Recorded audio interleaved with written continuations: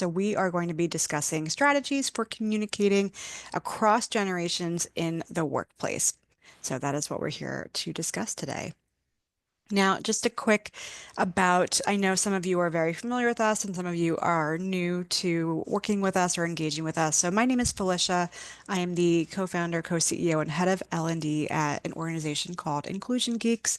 I am based out in Western Massachusetts and I use she, her pronouns, and I've been working as a DEI practitioner for about almost 13 years now, and so have a lot of experience with discussing various topics, including age and generations. And so really looking forward to discussing some of this with you all today. And for those of you who are using the chat and sharing what generation you belong to, this is great. I will say that I myself identify as an elder millennial or a millennial or middle age, however you want to slice and dice it. There's a lot of different ways to label ourselves. So we'll get more into that in just a moment.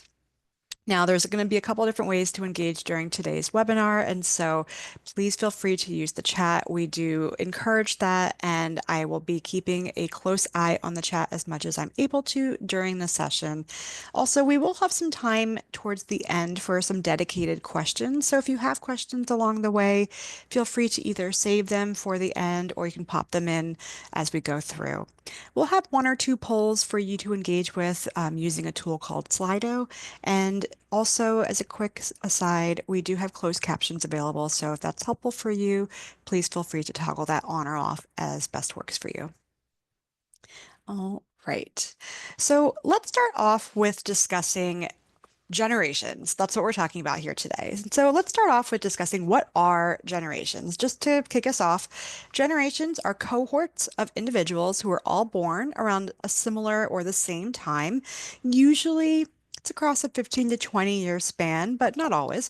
And these folks have had their worldviews shaped by key shared experiences. That could be national or global events. It could be different trends in society. It could be social forces. So things like economic recessions, wars, social movements, technology and evolution around technology, all of that in the formative years as folks are growing up together. Age and generation are often conflated, and some of the dynamics in the workplace that are usually attributed to age are actually due to generational differences. And conversely, there are often other attitudes or behavioral differences that have less to do with generation than with age or life stage diversity. So let's start with a question. Do you know how many generations are currently active in the workforce today? Now, you can either answer in chat or we have a poll that I've just popped up on the screen. Now, if this is the first time that you're ever using Slido, the best way to engage with this is to take a device and grab that QR code. If that's not available to you or if it's not working for whatever reason, you can also go directly to slido.com and type in that code 2330682. And once you're into the Slido, you'll see there's a number of different options in this poll. So there's 1, 2, 3, 4, 5, 6 as far as your number of generation options. And then we also have this last option, which is always my favorite because let's be real, sometimes we just don't know, and that's why we're here to learn. And so this last option is, I have no idea, just tell me the answer. So I see folks are already engaging in the Slido, so we'll give it a moment or two to make sure everyone has a chance to share your thoughts. And if you'd prefer to share in chat, please feel free to go ahead and share in chat as well.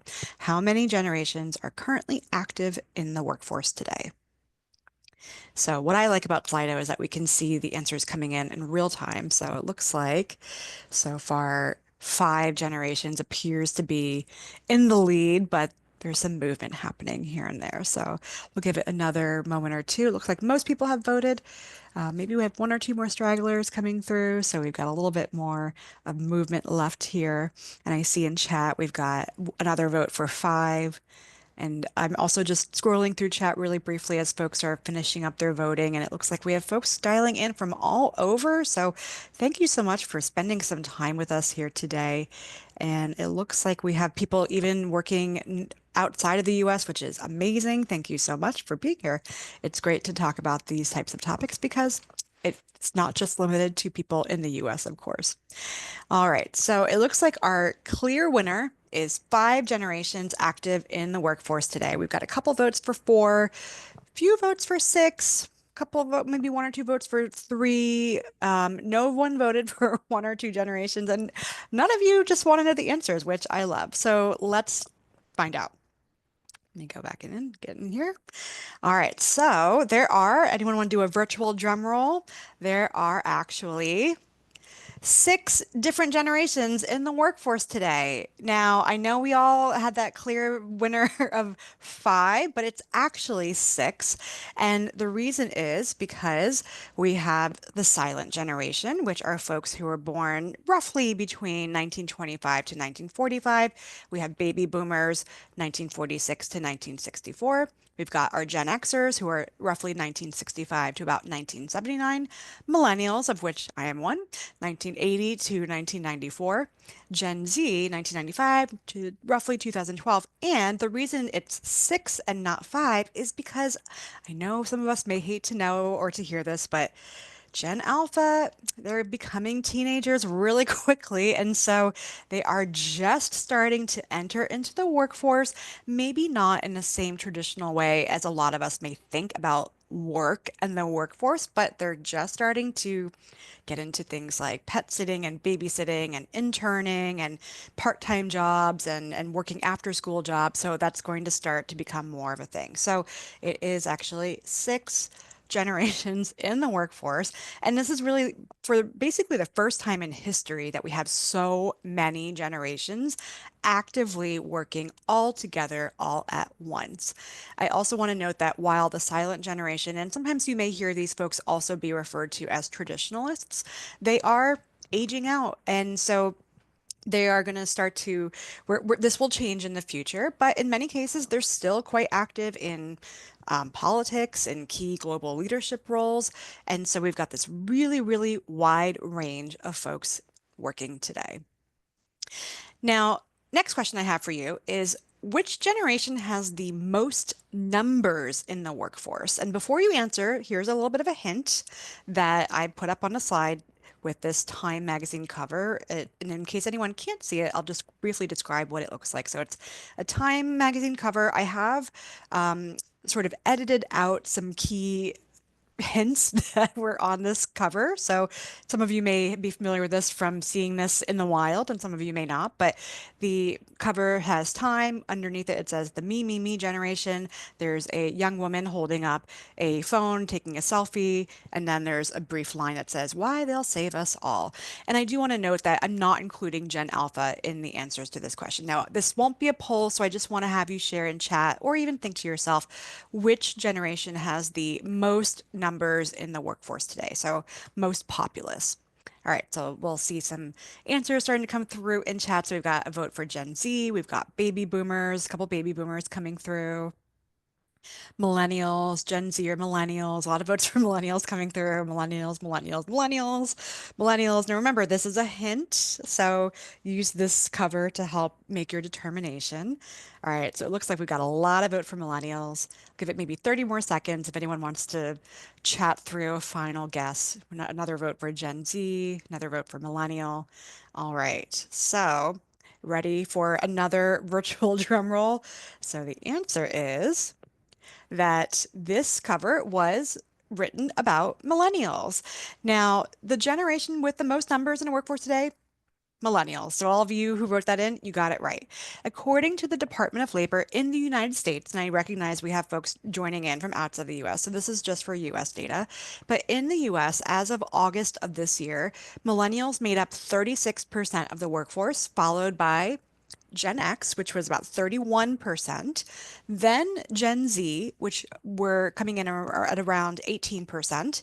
Finally, baby boomers, 15%, silent generation, 1%. And I do want to note that Gen Z has now surpassed baby boomers in the workforce. And I think that's really, as I think we can all agree, a function of timing, right? Folks are aging out, folks are moving up and growing into their roles in the workforce. Now, I also want to just note with this Time magazine cover. Note the language, right? The me generation. Millennials are lazy, entitled, narcissists. They still live with their parents. Why they'll save us all. I don't know about you, but for me, what strikes me about this cover is its language that I'm seeing and hearing being used today for young people today, particularly Gen Z. But this kind of language is nothing new. So this is a cover that came out in the New York Magazine about the me decade, and this was written in 1976 by Tom Wolfe. He wrote a classic essay, The Me Decade and the Third Great Awakening, and it really coined one of these terms that has come to define the 70s and baby boomers. Then we have another cover here. Time magazine has 20 something, which was written in 1990 about Gen X. And then we've got this one, which is In Defense of Gen Z, written in 2023. So we see it's a pattern. There's a pattern of continuously looking at whoever the new young generation is and using very similar language to talk about them. Also, this is nothing new. This has been around for a very long time, since basically as far back as we can have history. Older folks and older generations had been complaining about younger generations. This quote that I pulled up just now reads, Young people are high minded because they have not yet been humbled by life, nor have they experienced the force of circumstances. They think they know everything and they're always quite sure about it. Aristotle, 4th century BC. We've also got, we defy anyone who goes about with his eyes open today to deny that there is as never before an attitude on the part of young folk which is best described as grossly thoughtless, rude, and utterly selfish. The conduct of young people. Hull Daily Mail, 1925. Practically every generation, as it comes of age, tends to start getting labeled as entitled, lazy, selfish, and so on by the predecessors. And so, what older generations are typically perceiving as entitlement is actually every new young generation coming into their own, adapting to, and reshaping the world. So, what does all of this mean for workplace communication? And what I'd love to know from you all is if you want to share in chat, if you've seen any patterns or issues that you've noted in your own experience, particularly with regard to workplaces and workplace communication. The reality is that with so many different generations in the workplace today, there are bound to be some different challenges that come up. And this is because having people of all different ages, backgrounds, and experiences all in one workplace means that there's also a very wide range of people who have different ideas, different experiences, different societal norms, different ways of viewing the world, and different assumptions. Different generations will have different and sometimes conflicting understandings of concepts, terms, definitions, expectations, norms around how to do work and how to exist within the workplace. But no matter where we are, whether we're in the US, whether we're in different parts of the country here, if we're outside the US in different countries globally, uh, no matter where we are, there are going to be different outlooks, attitudes, and behaviors, and a lot of time this leads to conflict. For example, in many countries, older workers who have tended to dominate the workplace for decades are staying in the workplace longer for a whole variety of different reasons. That could be better health, they're living longer. Younger folks are looking to move up, and they're often getting a little impatient for older folks to move out so that they can move up and grow within their roles professionally. And a lot of times when these different generations are working side by side, we have boomers, we have digital natives, we're working together, there are sometimes tensions that come up around whose contributions are valued more. So there's a lot of different ways to negotiate these differences, and this can sometimes lead to misunderstandings and miscommunications. So let's talk through some other factors that are at play here. COVID-19, huge impact on the workforce, right? First of all, it accelerated retirements, especially among college educated and white workers in the US. Also, as I mentioned before, Gen Z has now overcome and surpassed baby boomers in the workforce. And so, again, almost about 18% of the workforce are made up of Gen Z, baby boomers only about 15% now. We also see here that this is a chart that just shows the generational share of the labor force, and this is from the US Department of Labor from August 2024. And so you see how there's different shifts here among the different generations and how much share they are taking up of the workforce here. And so we see the rise with Gen Z as they're aging. We see the silent generation as they're aging out, baby boomers as well. And we'll start to see more shifts around millennials and Gen X in the coming years and decades to come as well. All right, some other factors that come up. So, millennials, as I mentioned before when I introduced myself, I'm also, I could describe myself as middle-aged. There's different shifting viewpoints. Now, when I think about myself as a millennial, I think about how millennials were once the new young generation coming into the workforce and how we were described in a lot of different ways.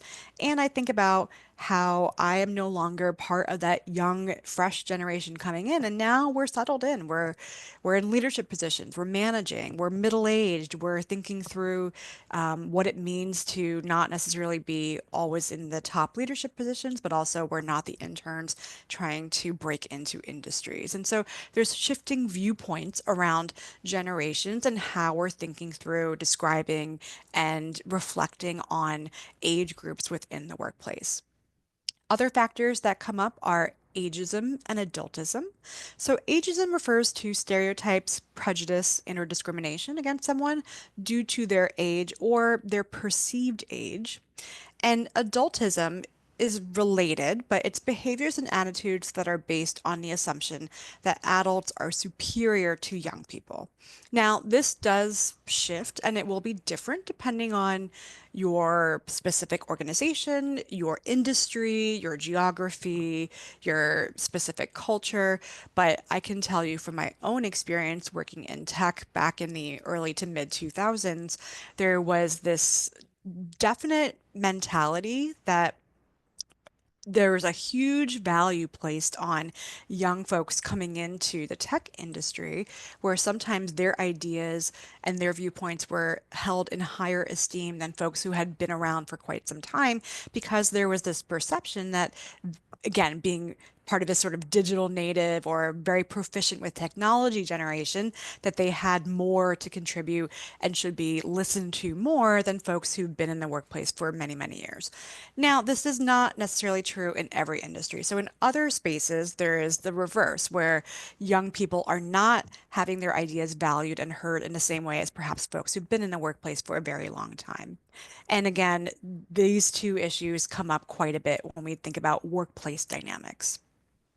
Also, there's poor communication has a lot of different impact across the board. Now, these images are from a study that was conducted by the Harris Poll on behalf of Grammarly in the fall of last year, so the fall of 2023. And they surveyed roughly just over about 1,000 different knowledge workers and over 250 business leaders. And some of the takeaways that they found was that communication across the board is on the rise. So there have been increases in both the frequency and the variety of channels that we use to communicate at work. And so knowledge workers spend about 88% of their work week communicating, just communicating across various different channels. Having better communication, having improved communication, does lead to an increase in job satisfaction and improved team relationships. But miscommunication is a really big issue because it impacts everything from costs to morale. And what they also found was that just over about half of the professionals that they interviewed or that they surveyed spend way too much time crafting messages, crafting emails, writing notes, writing messages, writing memos, whatever it might be, or analyzing other people's communications. Also, just over half of these people find managing different communication styles and platforms really challenging. And just over half have anxiety over misinterpreting written messages. This is something where, as just to kind of bring it close to home and have a good example, I don't know about all of you, but for me, when I get a text message that has a period at the end of a sentence, I definitely interpret that in a certain way. And usually I interpret it in the sense that, why is this person mad at me? Other folks write and think and interpret a sentence or a text message that would end with a period at the end of the sentence in a different way. So just think about the mental, emotional energy that we spend just trying to think, what is the tone here? And especially as we're communicating in a lot of different ways, we're seeing that this is where a lot of our energy starts to get spent. Now, this number here, the 1.2 trillion, refers to 1.2 trillion dollars a year are lost in terms of productivity. That translates to about roughly $12,506 wasted per employee every single year due to project bottlenecks and time wasted over analyzing, over stressing, over worrying, over agonizing through finding what's the right word, what's the right sentence structure, what's the right tone, or what did this tone mean? What does this message mean? When I'm getting a message from someone asking, can I meet with you really quickly? Is that a bad thing or is it a good thing? There's so much wasted energy, productivity, and stress that ends up happening. We're also seeing that younger knowledge workers are dedicating more time to communication just in and of itself as compared to their older colleagues. And communication is starting to become synonymous with work itself. So, in previous decades, perhaps the work that we were doing at work might have meant something a little bit different, but now it's being in meetings, it's writing messages, it's writing emails, it's reading emails, it's using different platforms like Slack or Teams or what have you to communicate. And that is becoming, in and of itself, our work. We're also communicating in way more uh, functions and platforms and places than we ever have before. So, again, I mentioned a few channels already, but the most common channels tend to be email, virtual or in-person meetings, text-based chat, and the like. So this also leads to issues like information overload. We have so much information coming at us. We have notifications all across the board. It can make it really, really hard to focus and concentrate. And that leads to more stress in general when it comes to working with our colleagues and our teammates. It can also be really stressful just to try to figure out what is the right channel to use for the right message. So, lots of stuff going on, lots of stress, lots of dynamics happening within the workplace. Let's talk a little bit about how we can collaborate together. And I'm going to give you a few different strategies to think through how we can work together and bridge some of these differences generationally a little bit better. So, first, we're going to talk about what do employees want? And I've broken this out by generation. I know there's a lot of text on the slide here, so I'll read through it, but I want to review together with you different various work styles, desires, and need differences between generations. Now, a quick note, I have not included the silent generation or Gen Alpha here. I haven't included the silent generation because a lot of them are retired at this point, and they do tend to overlap and share a lot of the same or very similar characteristics with baby boomers. On the flip side, I haven't included Gen Alpha here because, as I said before, they're only just starting to enter into the workplace. And so we still don't have a great sense of them as a generational cohort. So we're just focusing on the four main generational cohorts right now, which is baby boomers, Gen X, millennials, and Gen Z. Let's start with baby boomers.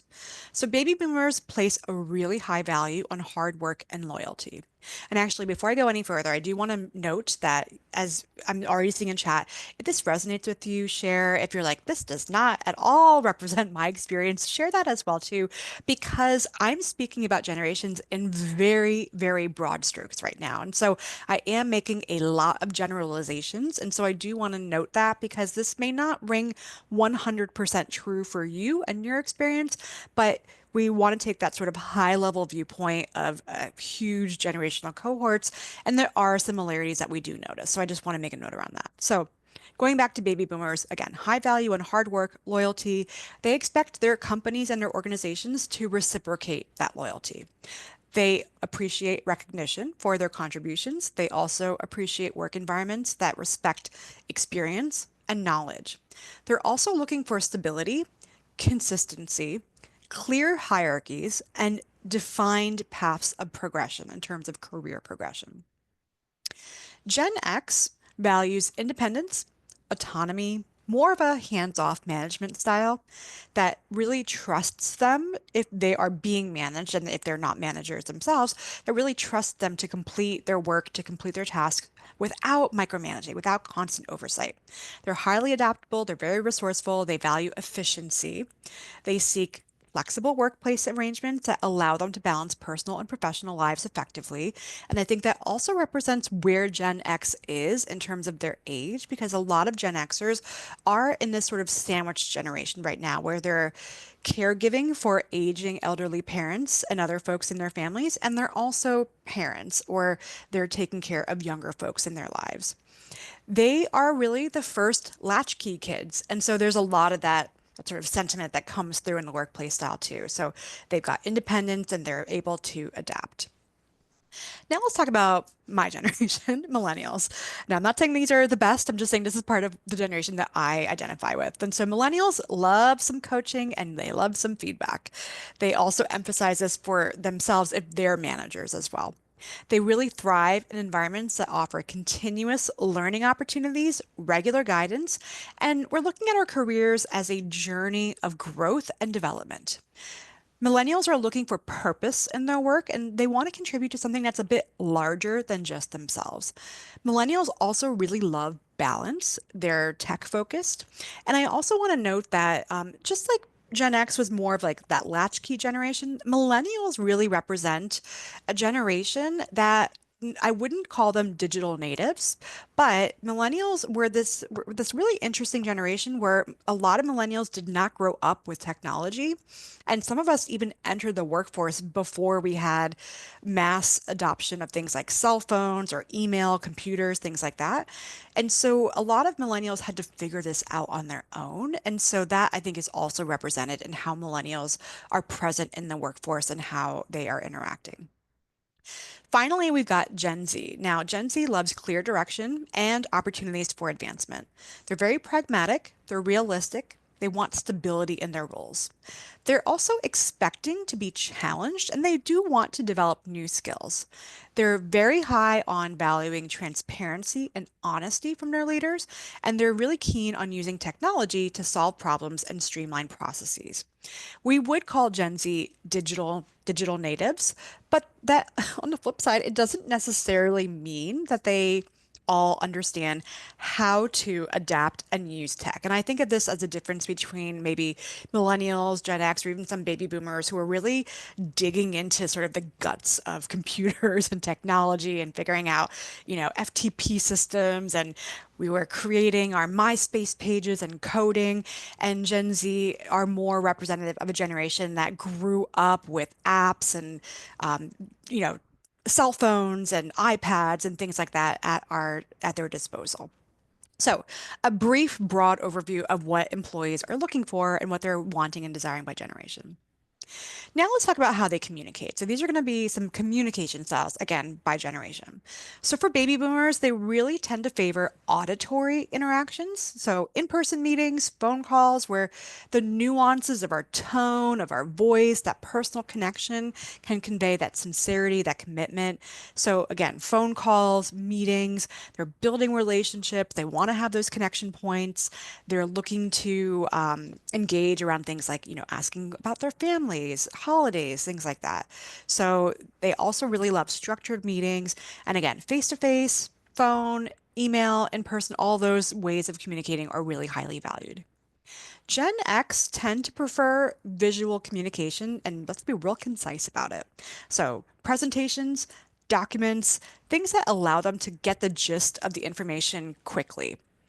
They tend to prefer email, texting, make it quick, don't put a ton of fluff in, and they're really direct and efficient. They don't like to waste time, and so their emails are going to be to the point, and they really value things like having clear agendas, clear action items. If that's resonating with you and with any of you so far for these first two, let me know. For millennials, so text, messaging, it's convenient, it's quick, it's easy, it's collaborative. We use collaboration tools and love using tools like Teams, Slack, Hangouts, things like that. And so we tend to prefer ways of communicating through digital mediums and visuals, but we tend to sort of gravitate towards a digital first approach.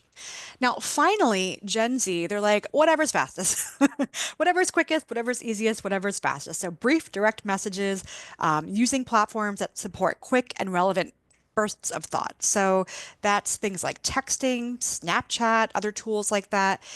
So they tend to prefer to communicate with briefly. They use multiple different platforms, so short video messages, visual aids, those tend to be preferred communication styles for Gen Z. And so I'm just going to check in with chat, and people are like, yes, this is speaking to me. It's like we know each other. Yeah. So again, this is a broad overview. And so there's going to be differences. So, for some of us, we're like, that doesn't really describe me, but these are just generational sort of descriptions that we've come up with through a lot of research and observing over time. So let's start with a first strategy, style flexing. If anyone has not heard of style flexing, let us know in chat. But style flexing is a very common strategy for a lot of different spaces and approaches. And this is where it can also be used effectively as well. So what we can think about is how are we adapting our messaging by generation? So this is going to feel a little bit uncomfortable for some folks because what I'm suggesting is that perhaps, like, I'll use myself as an example.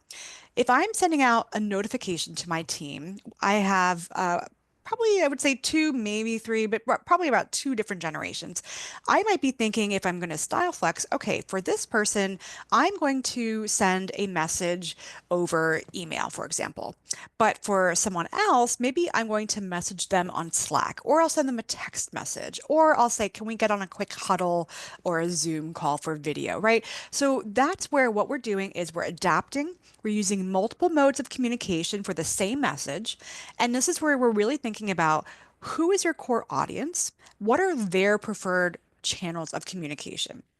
How we can think through style flexing in a workplace environment is you can put together a communication plan for your team.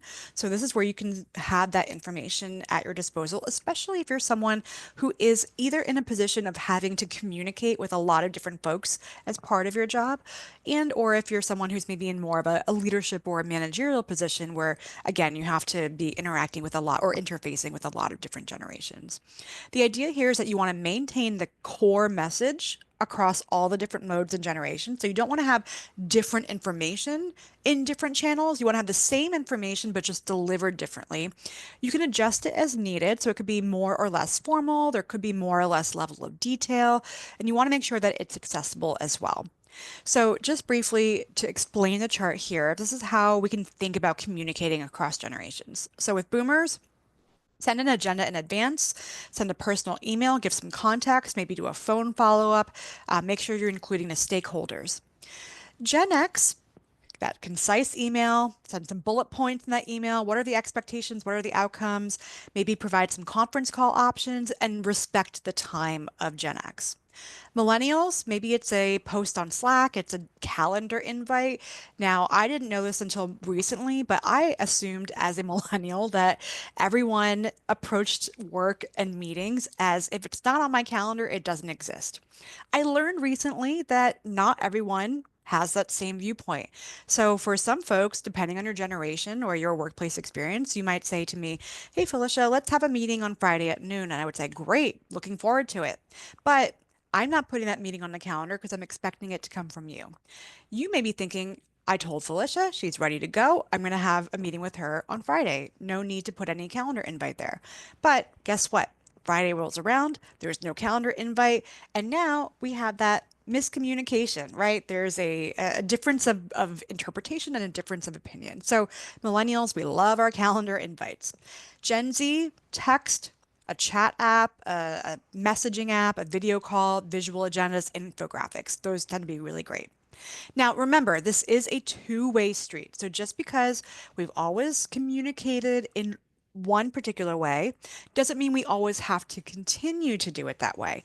But it also doesn't mean that we need to give up everything, except maybe fax machines. I think fax machines is probably the only method of communication that every generation is like, great, we do not need to fax anything anymore.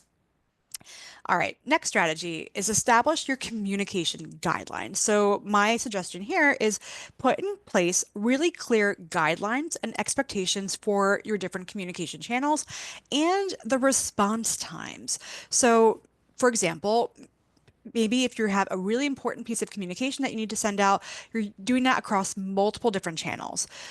You could say for email, I expect a response time of 24 hours. For text or Slack or some other kind of messaging, maybe it's 1 hour. I can't tell you what that looks like because that's going to be unique for every individual and every organization. But these are the guidelines that you should be thinking through for yourself and with your team. And your team needs to know your expectations just as much as you should know their understanding and their expectations. Do an assessment. Map out your team's generational composition. And you can do this even if you're not in a managerial role. You can do this as an individual contributor.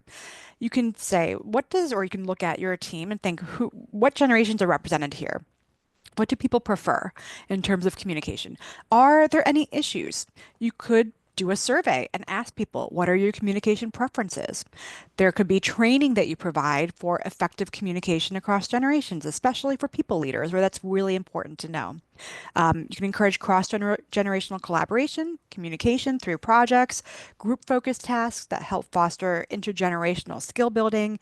You could train people on new technology or new options. Like, for example, we use Gmail and Google Suite in our organization. And I learned in the last year or two that you can schedule emails to be sent at different times. And so I use that sometimes to align with various folks' communication preferences. And I also include notes sometimes where if it's in a task, like we use Asana or we use Google Calendar, other tools as well, I'll sometimes include a note in the task, for example, and I'll say, this task is due tomorrow. Feel free to push it out as needed. Or this task, you don't need to respond to me right away. Let's talk later in the week. So you can put in place some guidelines, some norms, and some expectations. This is also really helpful if you have teams that are working in different geographies because we have folks on our team that are on the West Coast versus the East Coast of the US. And so we've already discussed what are the expectations for being active, being online, being responsive. What does that look like for our team? That's also a great way to establish these norms for your teams. Now, for those of you who are familiar with Inclusion Geeks and have been to some of our webinars before, this next tool is not going to be anything new for you. It's one of our favorite tools, and partially it's because it's so useful, but it's a tool that we call the Working With Me document. And it's basically a cheat sheet for understanding who your team is and how they show up and what they think about in terms of their styles, their preferences, how they communicate, anything else that you might need to know about what we've just talked about. So I like to think about it as a way to augment either onboarding new folks in terms of understanding what are their communication preferences, or also instructing them what is the team communication guidelines and norms. It's also a way where if you're sharing work styles, learning styles, sometimes personal information as well, like your pets or hobbies, it's also a great way that you can quickly speed up forming those interpersonal connections, especially if you have different generations within your organization. All right, next strategy I want to talk about is focus on overlapping interests. Now, I know this chart is a little fuzzy and I apologize. I just read this report recently, so I didn't have time to get a great picture of this, but I did want to include this in our webinar because I think it's really interesting and really helpful for the discussion we're having today. So this particular chart is from a national opinion survey from NCORE.org and NORC, which is a research center at the University of Chicago. They did this survey in March of 2022, so 1 or 2 years old, still pretty relevant, I think, for our discussion. One of the key findings that they found was that people of all ages want to work across generations to help each other and to improve our world and our workforce. I think that's so important to highlight because I do think that there's sometimes this kind of messaging that comes out around generational differences that highlights the dissent and the misunderstanding and the miscommunication. But what I love about this research is that they're like, no, no, no. I mean, yes, that exists, of course, but generations, we want to work together. Younger people want to learn from older folks. Older folks want to share what they've learned, what they know, what they've experienced. And so this is a great chart because what it shows is different topics and different issues that different generations want to focus on. So what we see here is that mental health is a really major issue of concern for younger generations. While if we look at older generations, like the boomers and the silent generation, environment is actually a really top issue for them. The only topic that actually spans across all generations in terms of all generations, including this topic in their top five of the issues, is education. So education is a really big one. So now again, this is going to depend on your company, your organization, your team. But if there's a way to pull this in to the work that you're doing or to highlight it, I think this is a great way to focus on what is important to people from different generations. And then how can we bring folks together? Because we can do things like reverse mentoring, we can pair up intergenerational team members to collaborate on projects. But I think this is a great way to focus on building those bridges as opposed to focusing on the differences. Now, I'll read through the topics here because again, I know it's a little fuzzy. So in case anyone's not able to see it, so we have mental health, the environment, education, healthcare and caregiving, housing, homelessness, climate change.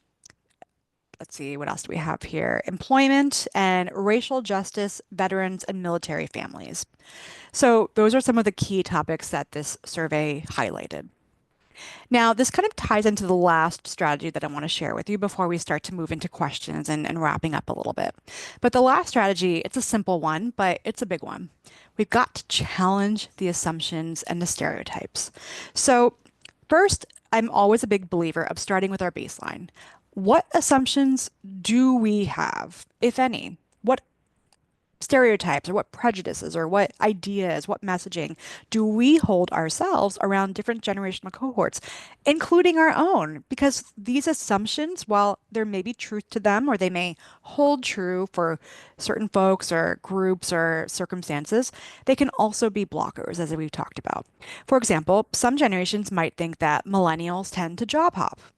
Does that ring true for anyone? Definitely let me know in the chat. Put a plus or a one in chat if you're like, yep, millennials love to, go for a couple years here, 1 or 2 years here. They love to job hop. If that's not something that you hold, put a zero in the chat.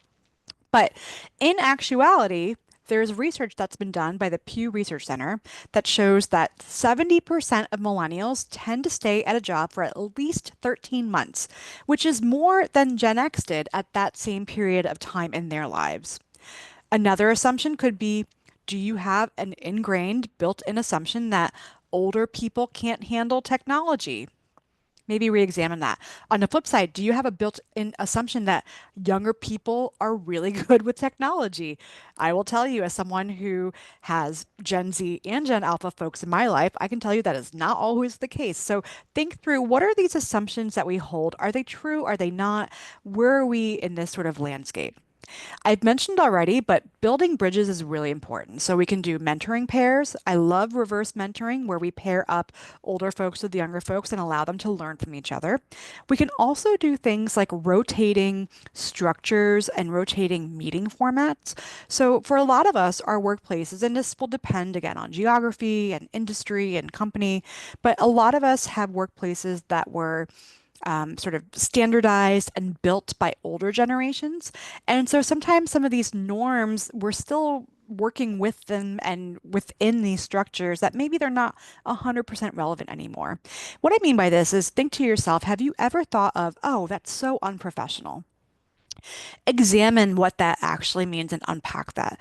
For example, if you are hiring and someone didn't send you a cover letter, is that an automatic ding?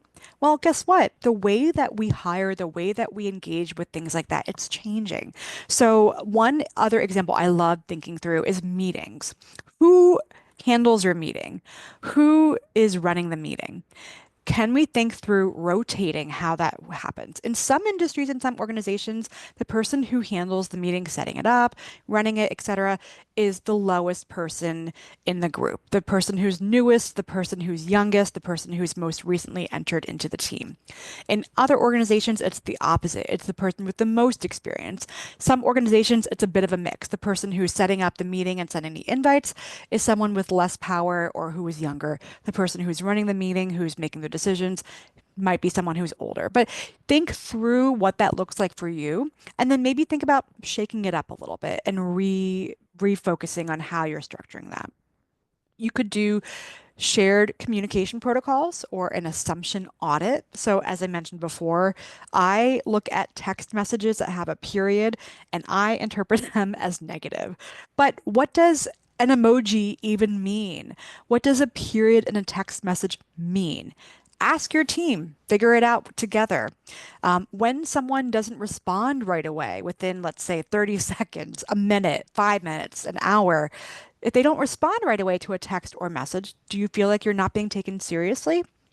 If you're older, do you feel like your younger colleagues are not as disciplined as you are? If someone's sending you a text message after working hours, are you responding right away? Do you wait until the morning? What does that mean for your team? How are people interpreting that? Make notes of any and all assumptions that you have or that you make about age or generations in a given period of time. So it could be a day, a week, a month, for example, and then you can debrief that or reflect on your own. You can talk about that with your team or just think through it yourself. And this is going to be really helpful for you to adjust or set your shared norms around communications. So, just really thinking through how can we make sure that we understand the assumptions and the attitudes and the stereotypes that we hold, and also how do we make sure that we don't fall into the trap of only believing these assumptions because they're not always true. So some final thoughts before we shift into doing some Q&A. So think through your training plan. Make sure there aren't any language miscommunications that might be related to new terms or definitions. Flexible work arrangements that prioritize work-life balance is going to be critical for all generations. Use inclusive language and avoid nicknames such as kiddo. Don't call older people, oh, they're so cute because they're old. So make sure that you're really being clear and mindful about your language. And even though I've already shared some broad generalizations around this, do try to avoid assumptions about someone's tech savviness, regardless of how old they are or of their generation or their perceived generation. And then finally, don't get left behind with AI. That's a whole other topic we're not going to get into today. But that I think is such a unifying force that is going to be critical for every single generation. And so, no matter whether you're Gen Z, if you're a silent generation, or you're somewhere in the middle, AI is rapidly transforming communication, how we do work with each other, how we're engaging. And so, that's going to be a great building bridge point where if you're thinking about training, that's something that is across the board going to be critical for all folks, no matter of their generational cohort. So, with that in mind, we have about 10 minutes left. And so what I would love to do is to open up for some Q&A. And so what I'm going to do is I'm going to quickly review the chat to make sure 'cause there may be some questions that have come through. But if you do have a question, feel free to go ahead and share in chat now. Or if you'd like to share verbally, why don't we use the raise hand tool feature in Zoom? And then that way I can call on you and invite you to unmute yourself. So let me scroll through chat and make sure there are no burning questions that have come through. And so I see there's a comment here. Change is not often easy. Absolutely. 100%. This stuff is hard. That's why we're talking about it. That's why it's not something that is just an easy playbook from generation to generation. There's prejudice, there's different norms, there's different ways of being. And so we have to adjust. All right. So I'm not seeing any burning questions in chat right now. So is there anyone who would like to share a chat verbally or any questions coming up for folks right now?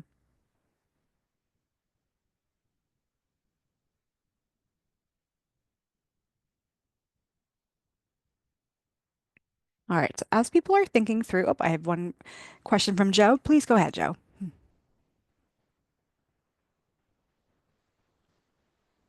Sorry, I'm the generation I got to pull my headset down to talk all the time. I'm muted like 3 times.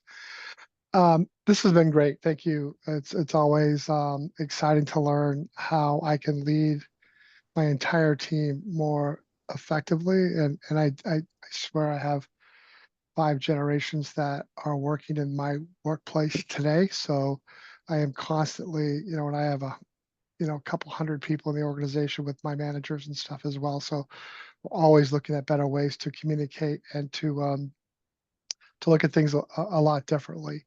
Uh, One of the things that really stood out for me was kind of the mentorship, like, different generations mentoring each other. I like that very much. I also like the fact that different styles of communication, and that the information shared, that different people from different generations should lead the different meetings and stuff like that. So that was a big takeaway from me. My question though is, how do you how do you make all generations feel really good all at the same time? Do you have that magic answer? Oh, way to start us off with a big question, Joe. How do we make everyone feel good and feel accepted and all at the same time? So, unfortunately, there is no magic answer, which is the truth for pretty much everything in life. But I would say, off the top of my head, just really default to a couple things. First, understanding that there are differences and we can't have a one size fits all approach anymore.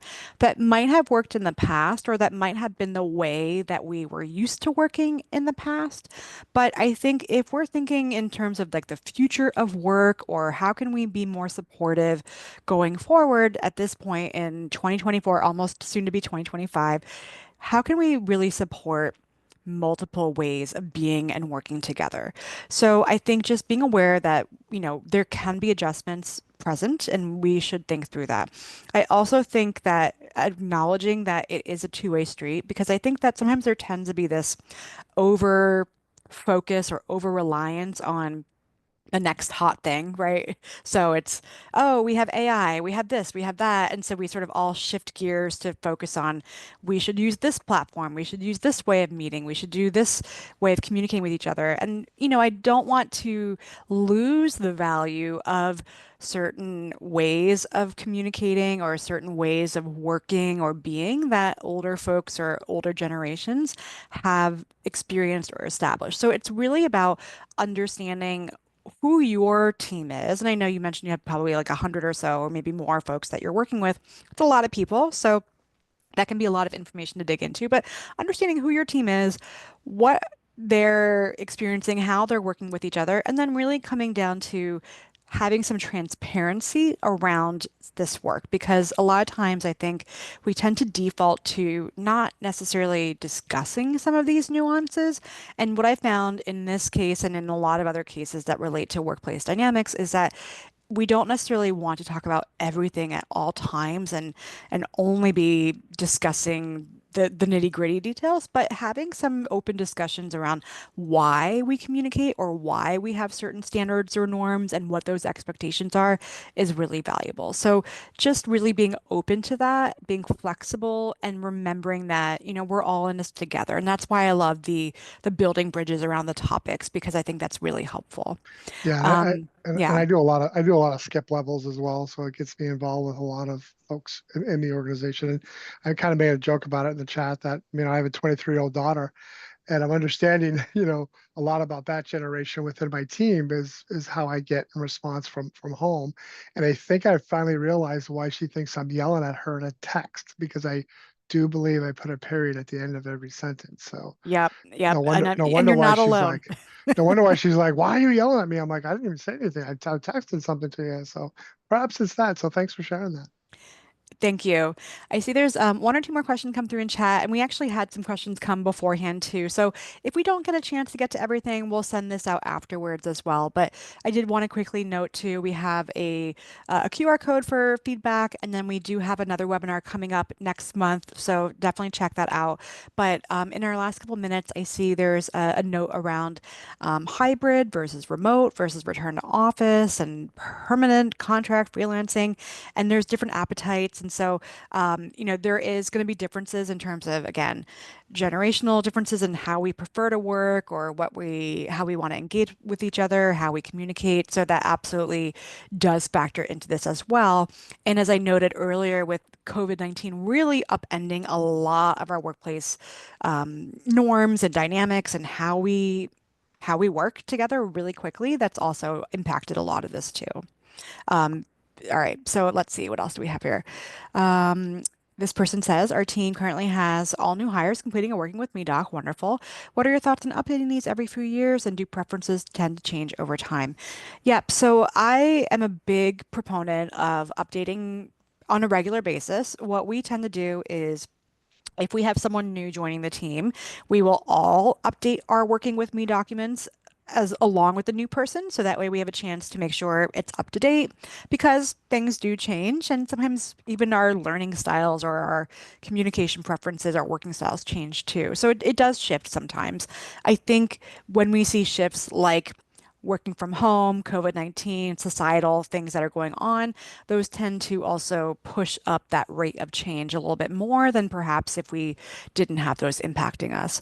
The other thing I'll mention is that if you don't have a lot of new people joining, or if that's not something that's happening for you right now, one thing I like to do personally is to just take a look at my own working with me document, usually on like about a yearly basis, and just make sure it's still up to date on that end. All right, so I think we have just one or two more minutes left. So there were again some questions that were submitted earlier. So I'll just review really quickly and see if there's anything that was not touched on.